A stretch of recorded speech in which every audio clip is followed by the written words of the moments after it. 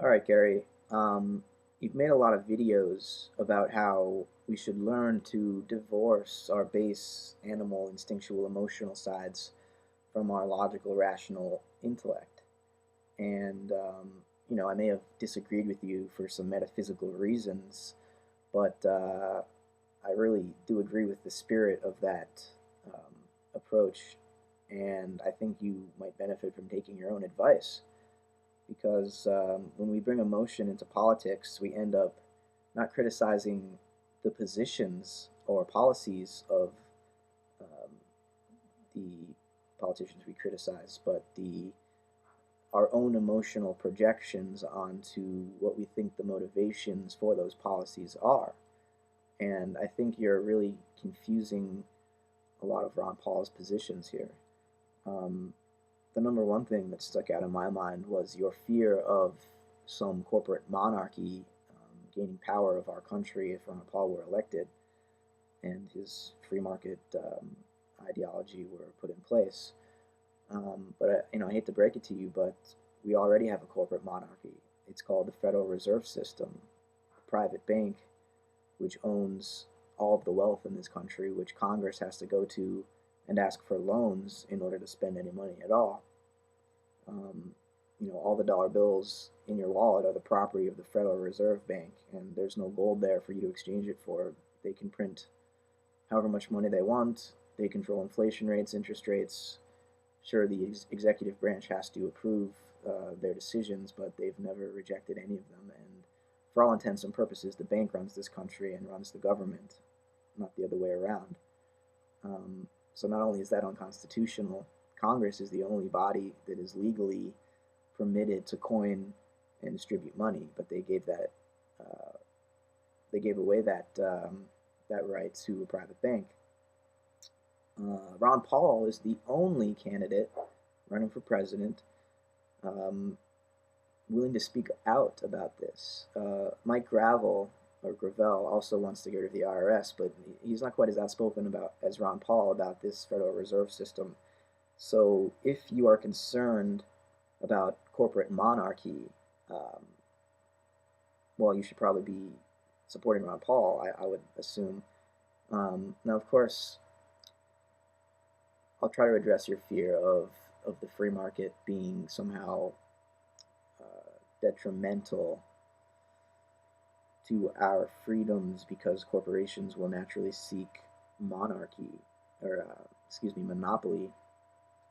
Um, as far as I can tell, most of the monopolies in this country, for instance, the oil companies, um, making billion-dollar profits every quarter, yet gas prices continue to rise for the consumer. That is a result of corporate government collusion. That is the result of Dick Cheney's energy task force allowing oil companies to write their own legislation. Um, and that wouldn't happen under Ron Paul's administration. There would be a market where corporations have to compete with one another. And when corporations compete, then prices drop because there are no special interests that get favors from Washington. When the government is as big as it is now, it is a lot easier for lobbyists and special interests to get their legislation passed. If the federal government didn't have so much control over our economy, corporations have to compete in the marketplace with one another. They can't buy dinner and plane tickets to paradise for our politicians and get anywhere because the federal government wouldn't have the power to control the economy. So you can disagree with this um, picture that I'm painting here, but don't attack my moral character for the policies that I think would benefit people.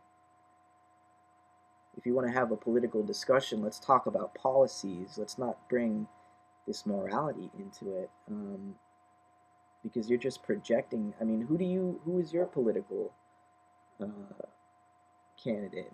Uh, I don't think you seem willing to support anybody. And if you're calling my position unrealistic, I mean, well, what are you on the federal level?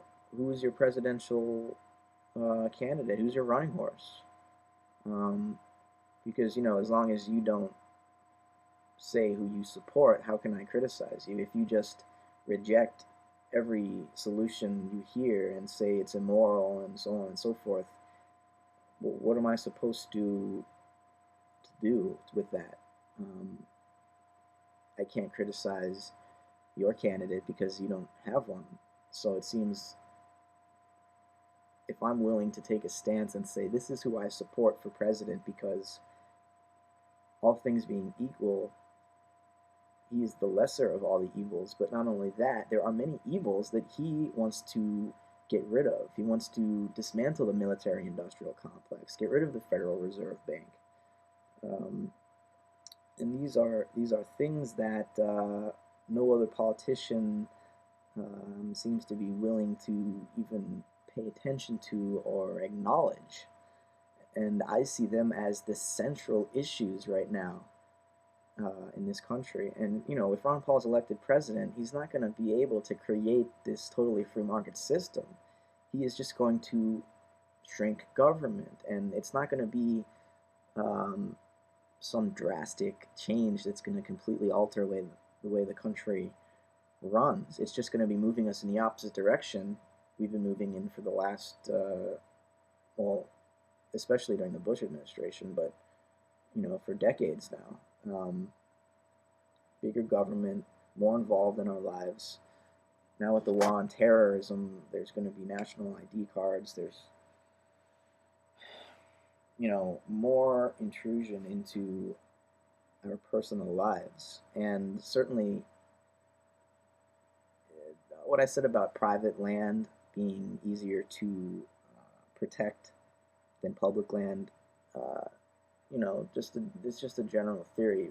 But in practice, the states are still going to obviously have control over parks. Local governments are going to have more control over parks, the actual parks that are in the neighborhoods and stuff.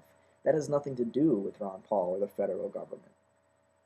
So we have to make sure we understand that there is a separation between the federal and the state and local governments, and that the federal government, as set up by the Constitution, is not supposed to be involved in economy and education and all these things that it's reached its claws into. Um, because we may think that by creating more regulation at the federal level that we're somehow protecting the civil rights of the people, but the civil rights as outlined by the Constitution, if we paid attention to that, we wouldn't have any problem at all. Um, and I don't see obeying the Constitution as a step backwards. I see huge government expansion and total neglect for the Constitution, as has been happening, as a step backwards. Um, so if you want to talk policy and not, attack me morally and attack my character, then we can continue this. But it's very difficult when all I get out of you is this anger and hatred for everything, and yet no support for anything, for any candidate. Um, so yeah.